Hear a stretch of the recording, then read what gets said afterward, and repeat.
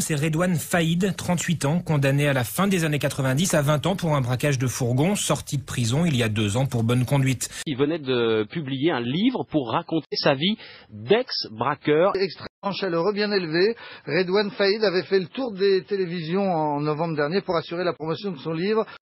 Quand tu attaques un fourgon blindé, c'est le top des tops. Tu te dis c'est là où il y a le plus d'argent, c'est un beau braquage quoi.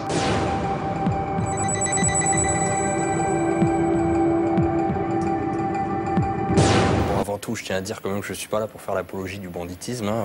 Je ne suis pas là pour faire l'apologie du banditisme. Si t'as à refaire, je ne le referai pas. Donc, moi, je ne suis pas du tout un exemple et j'ai jamais fait l'apologie du banditisme. Je me suis toujours gardé de ne pas véhiculer une aura et une légende en disant que c'est bien de faire ça aux jeunes. Sa jeunesse, il l'a passée dans une barre HLM où il a commencé sa carrière de délinquant. Vol, cambriolage, jusqu'au braquage à main armée à 18 ans. Mais comment ce voyou de banlieue a-t-il franchi la dernière étape et rejoint le cercle très fermé du grand banditisme? Quand vous grandissez dans une cité, on ne fait pas attention à vous.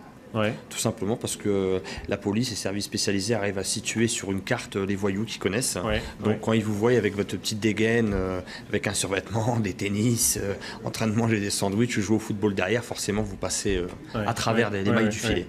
J'avais 22 ans, 23 ans, 24 ans, j'étais déjà un braqueur assez chevronné.